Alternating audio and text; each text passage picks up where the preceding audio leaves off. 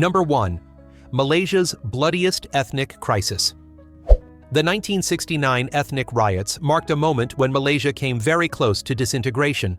On May 13th, the capital Kuala Lumpur suddenly became a battlefield after election results showed the opposition gaining an unprecedented advantage. Crowds from both sides poured into the streets, and arguments quickly escalated into violence. In just a few short days, over 190 people were killed, and thousands of homes and shops were burned, engulfing the capital in smoke and flames. The army had to blockade neighborhoods as if in wartime, and the government declared a state of emergency, suspending parliament for 2 years. A multi-ethnic nation was pushed to the brink by a single election. The roots of this tragedy lay not in a single day, but in the social structure shaped by the divide and conquer policy of the British colonial era. Malays lived primarily in rural areas and were poorer, while the Chinese concentrated in the cities, holding the lifeline of trade and a monopoly on oil exploitation. Meanwhile, Indians worked in rubber plantations and infrastructure. Upon independence, political power fell to the Malays, but the major economic power remained in the hands of the Chinese. This imbalance created jealousy and a fear of marginalization in their own homeland. When election results shook this fragile balance, violence erupted. After 1969, Malaysia chose a controversial path to avoid civil war: the new economic policy.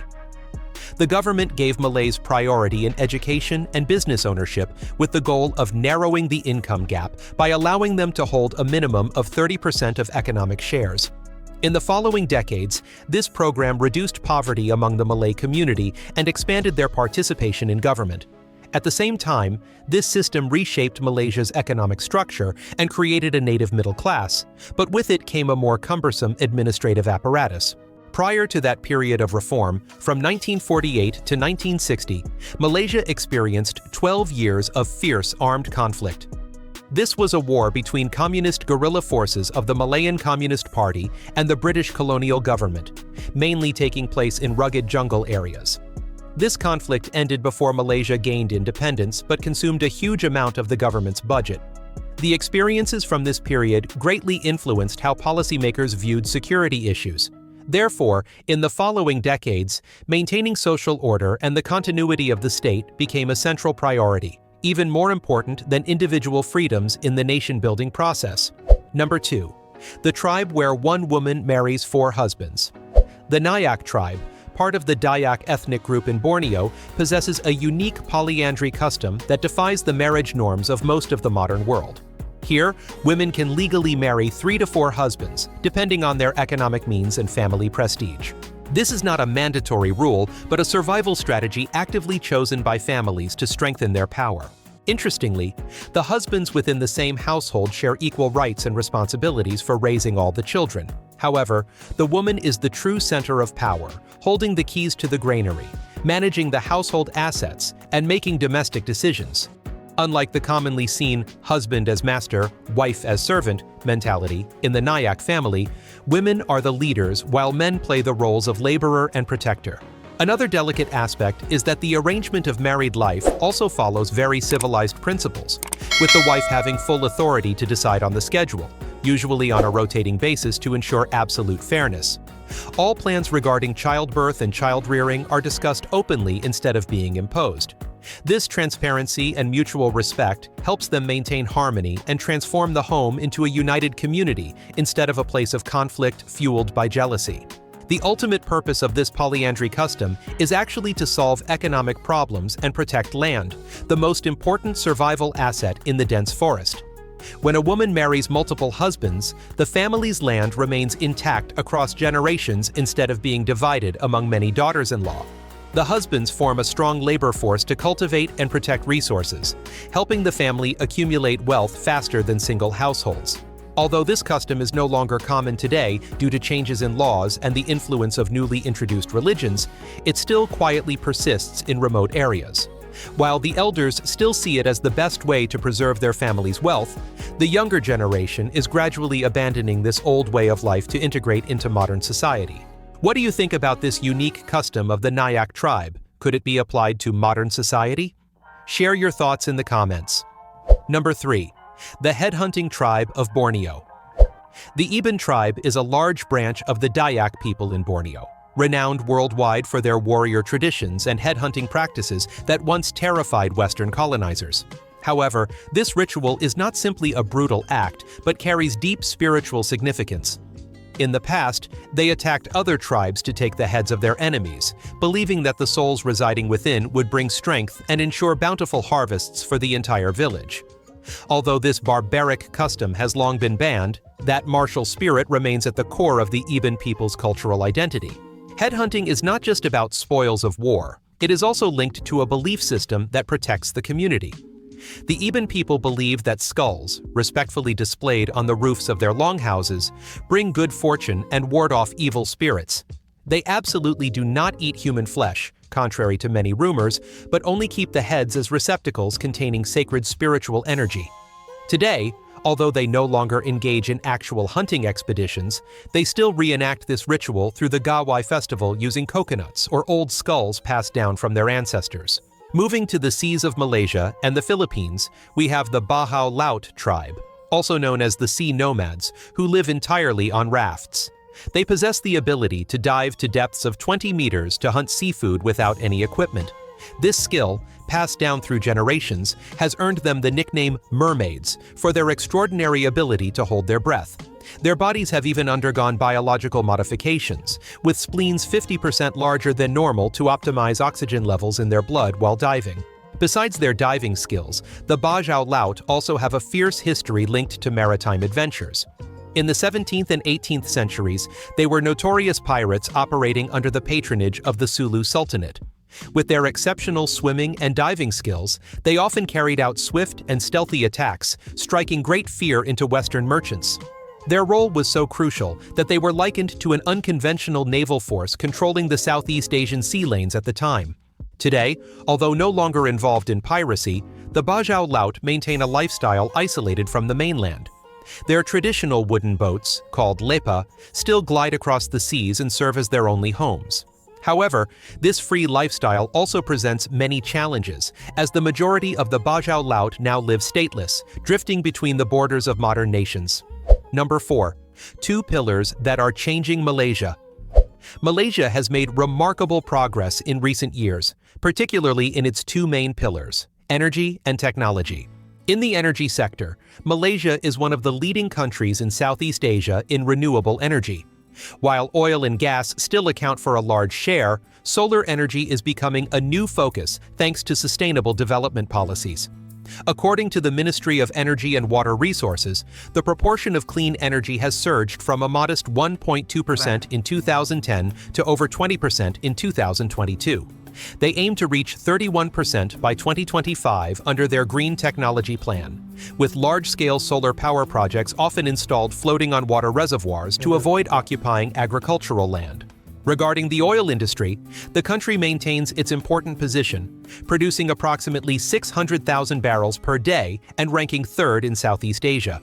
However, they are undergoing a significant transformation to minimize environmental impact through methane recovery technologies and cleaner production. The government is particularly supporting the adoption of carbon capture and storage, CCS technology, which allows for the burial of CO2 emissions deep beneath the sea instead of releasing them into the atmosphere. Besides energy, the technology sector is also undergoing a significant transformation to enter the Industry 4.0 era, led by major corporations such as Axiata and Petronas. In 2021, the value of technology exports reached over $23 billion, primarily in electronics and software. Malaysia is currently an attractive destination for artificial intelligence investment from Japan and South Korea, especially concentrated in Penang, known as the Silicon Valley of the East. Thanks to these advancements, Malaysia is not only a regional industrial hub, but is gradually transforming into a technological powerhouse. The ultimate goal is to enhance the competitiveness of the economy in order to lift the country out of the middle-income trap and join the group of developed nations. Number 5. Inside the rise of Kuala Lumpur. Kuala Lumpur is not only the heart of Malaysia, but also a living testament to the rise of Southeast Asia. From a small tin mining town at the end of the 19th century, it has transformed into a modern metropolis where skyscrapers stand alongside ancient rainforests. In the 1800s, it was a pristine tin mining area nestled between rivers, founded in 1857 by a group of Chinese immigrants.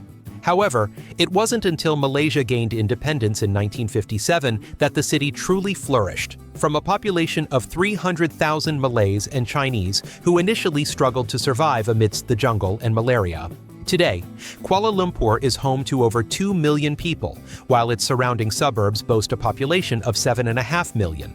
This boom has created architectural icons such as the Petronas Twin Towers, once the tallest in the world, with the sky bridge connecting the two towers at the 41st floor. Along with the modern KL Tower, these structures have painted a futuristic skyline for the city.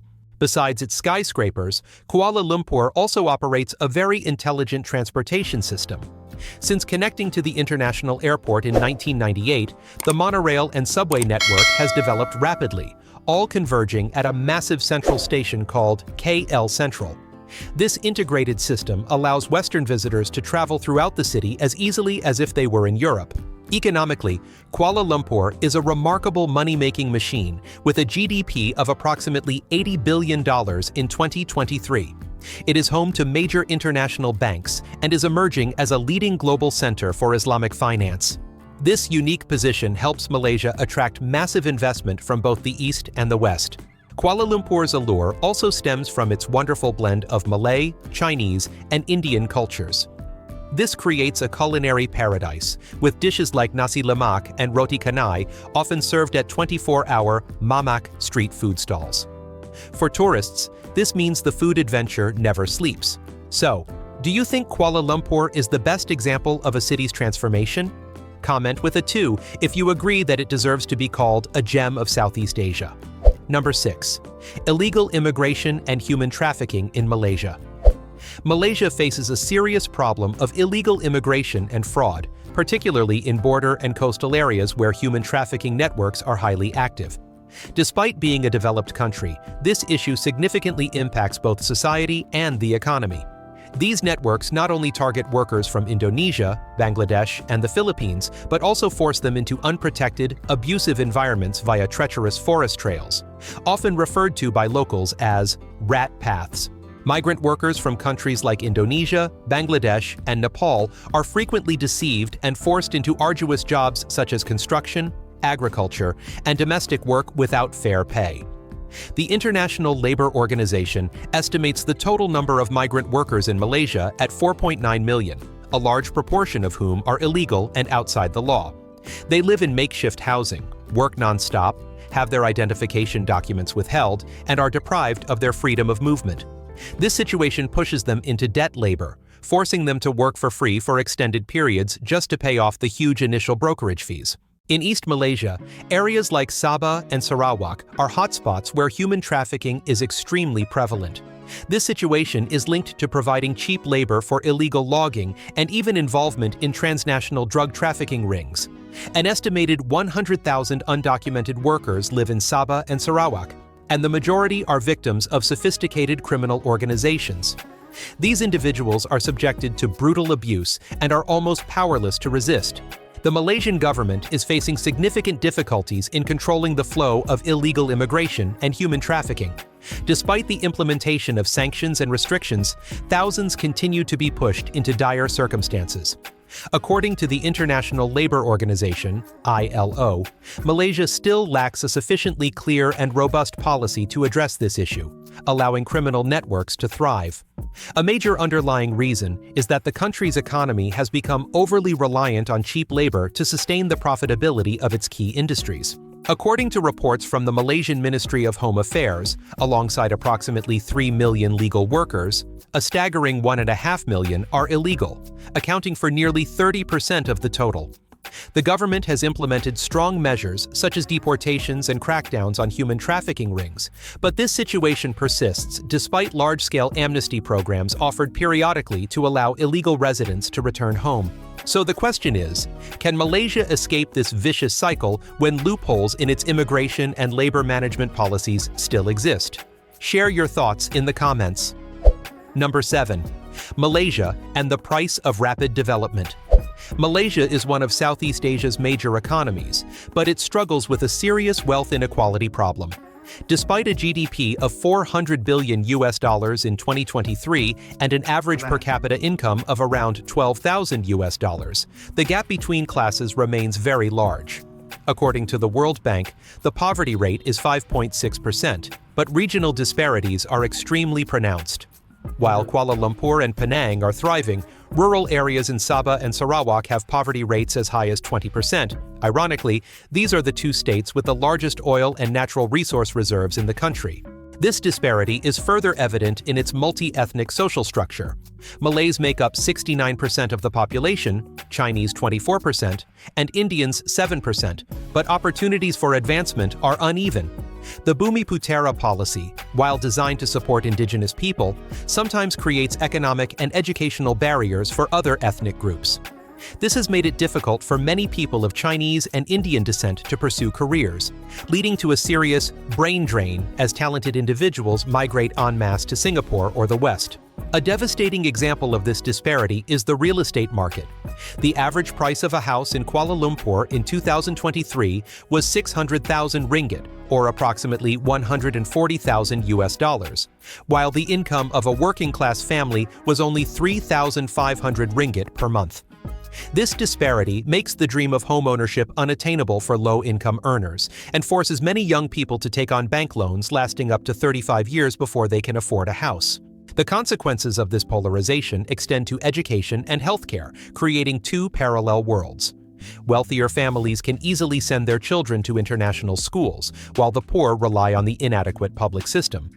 Similarly, high-quality healthcare services in major cities are out of reach for low-income earners.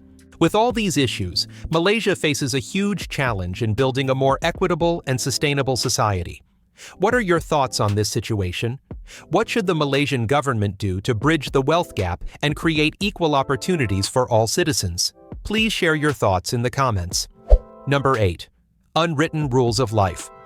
Malaysian eating habits also have some peculiar characteristics, especially the way they slurp soup. While slurping loudly might be off-putting to foreigners, for Malaysians it's a way of showing respect and appreciation for the food. The louder the slurping, the greater the praise for the chef. This is one of the cultural features that enhances social interaction and fosters closer relationships during meals. In Malaysian culture, marriage is not only an important event for the couple, but also an occasion for the entire family and community to participate. Wedding ceremonies often last for several days, including feasts, gift exchanges, and traditional rituals. The blending of different cultures creates a particularly vibrant atmosphere in the Malay community, where each wedding is a momentous event showcasing family and social unity through the bersanding ceremony, where the bride and groom sit on a raised platform like royalty. In daily life, gift-giving is an indispensable part of showing care and respect for friends and relatives. However, there are certain gifts that Malaysians avoid giving, such as watches or knives. These items are considered unlucky, symbolizing separation or conflict, because the phrase "giving a watch" in Cantonese sounds similar to funeral rites, making the gift-giving culture particularly special and spiritually significant. In Malaysian society, the elderly are highly respected as treasures of knowledge. Malaysians always show respect to the elderly by standing up to offer their seats or listening to their opinions during conversations. This respect applies not only within families but also in social relationships, contributing to a strong society with a distinctive greeting culture where younger people often bow when passing by their elders. Despite Malaysia's tropical climate, people and tourists alike are required to dress modestly in sacred places such as temples, pagodas, and churches. Women, in particular, must avoid short clothing and are required to wear long-sleeved shirts and long pants. This is a way to show respect to the deities and ensure the solemnity of the places of worship. The management usually provides long robes at the entrance for visitors to borrow free of charge before entering. Number 9. Making billions from animated films.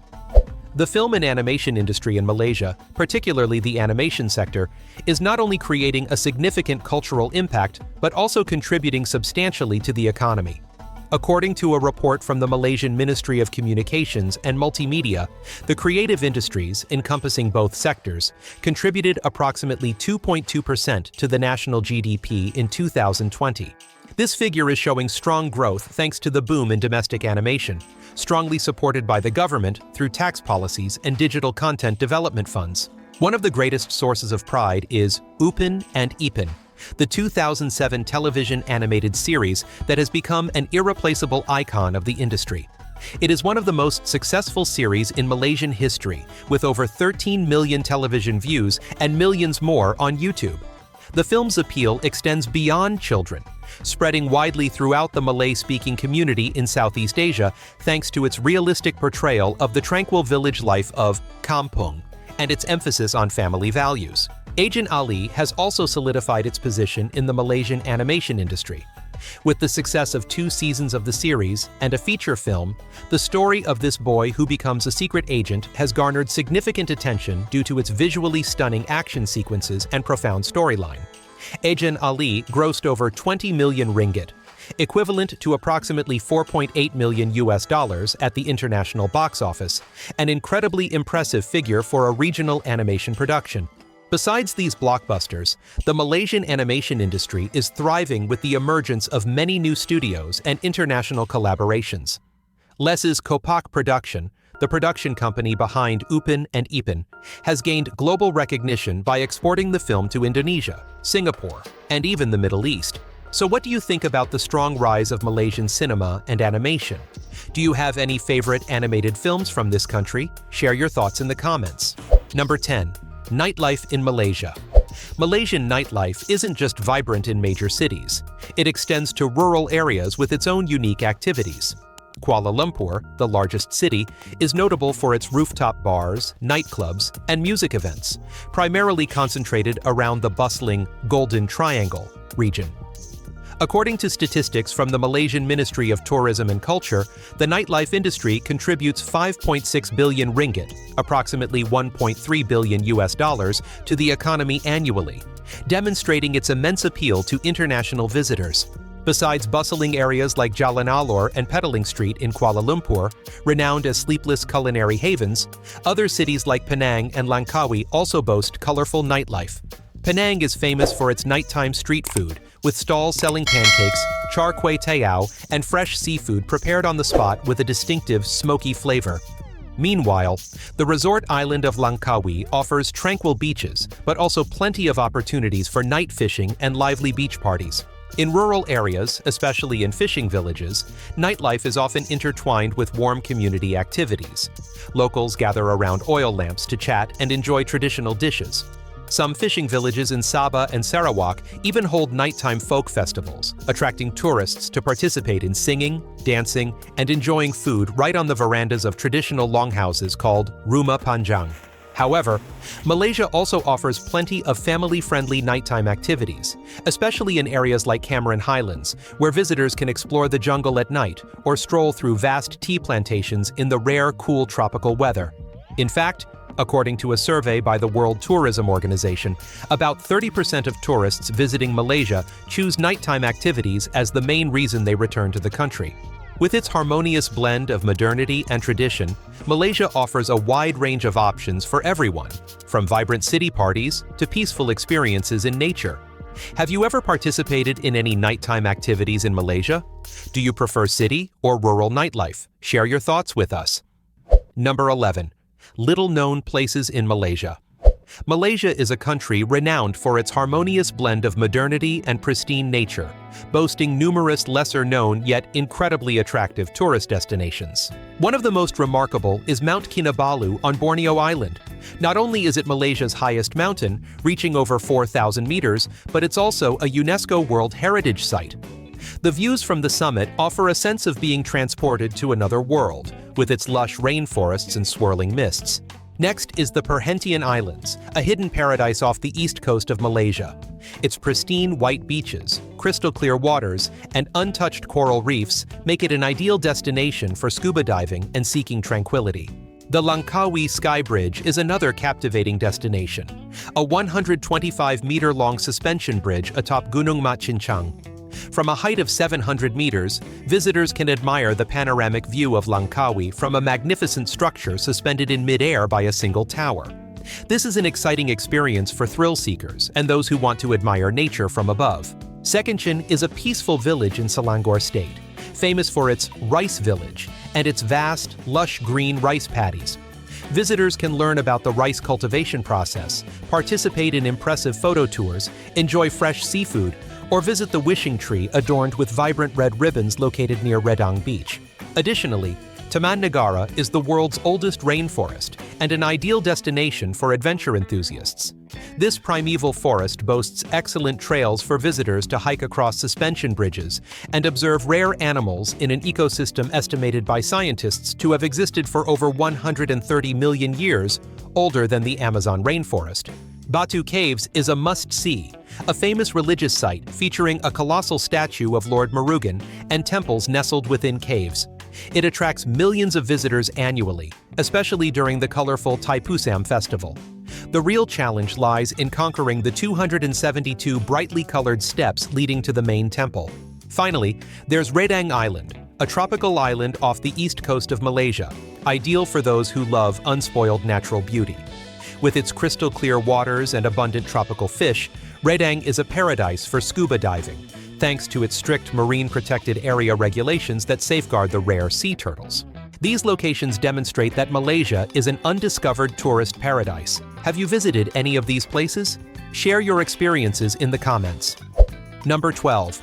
The most unique festivals in Malaysia. Malaysia is a culturally diverse country, and its festivals reflect a unique blend of civilizations, religions, and traditions.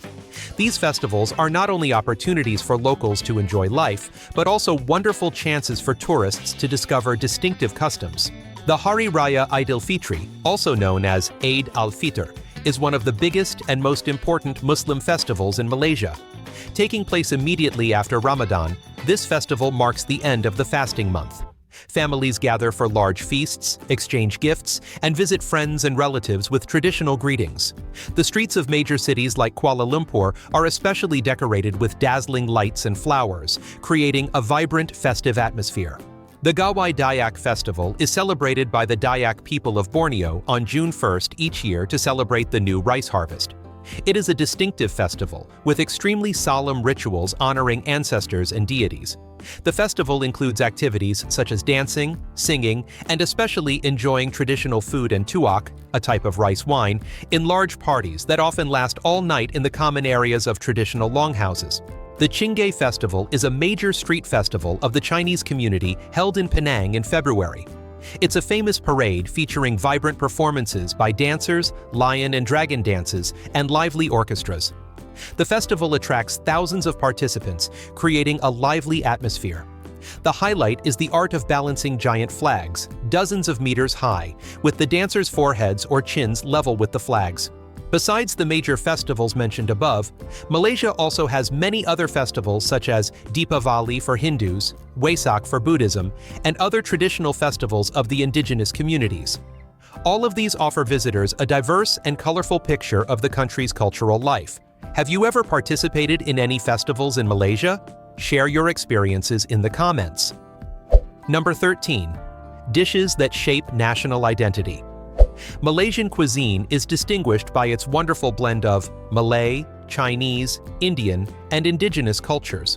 Traditional Malaysian dishes are not only flavorful, but also embody the rich history and culture of the country. One of the most representative examples is nasi lemak, considered the national dish of Malaysia. This rice dish is cooked thoroughly with coconut milk, creating a distinctive creamy taste, and is often served with boiled eggs, crispy fried anchovies, and a spicy sambal chili sauce flavored with pandan leaves. It's a popular breakfast dish not only in Malaysia, but also in Singapore and Indonesia. Statistics show that nasi lemak is one of the most beloved traditional dishes in Malaysia.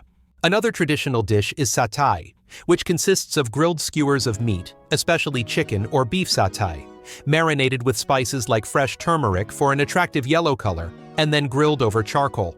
Satay is typically served with a rich peanut sauce and sticky rice balls wrapped in coconut leaves called ketupat.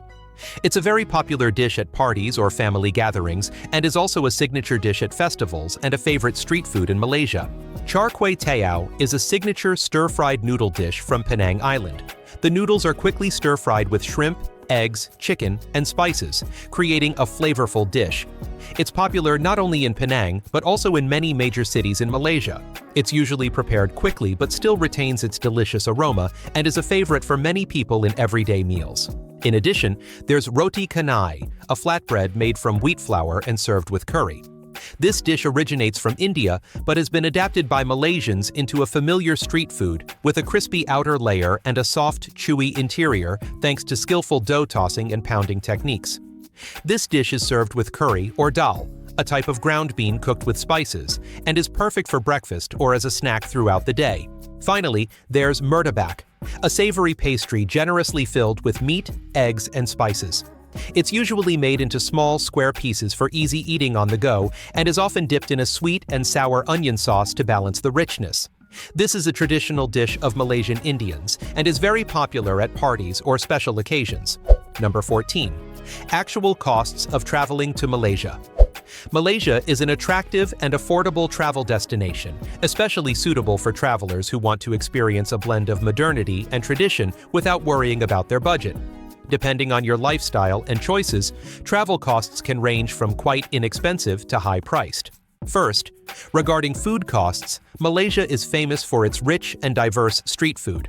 A meal at a casual eatery or food stall can cost only about $1 to $2.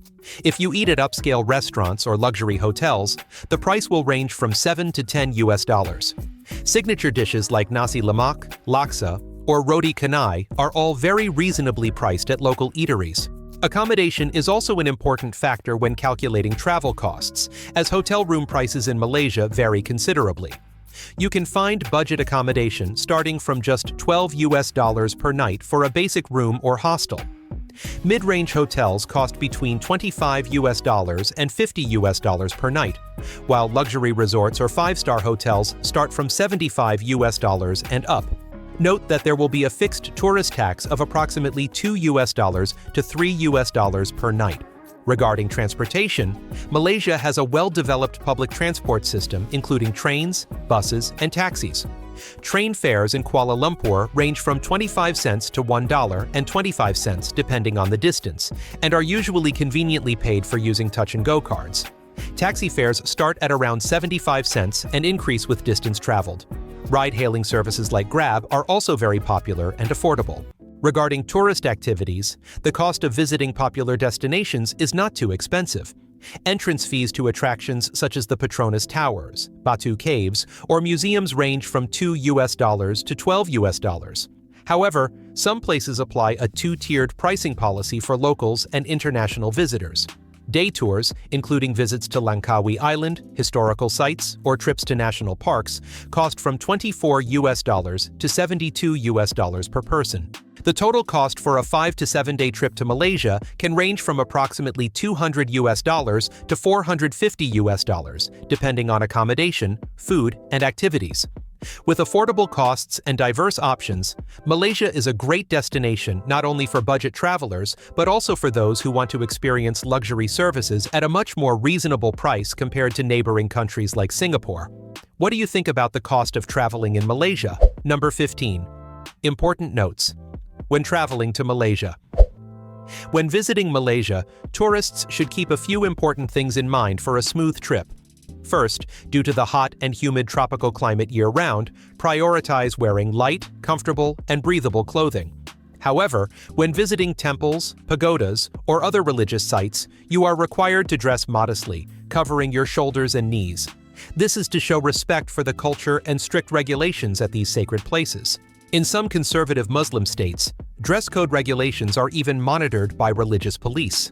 Regarding currency, Malaysia uses the Malaysian ringgit, MYR.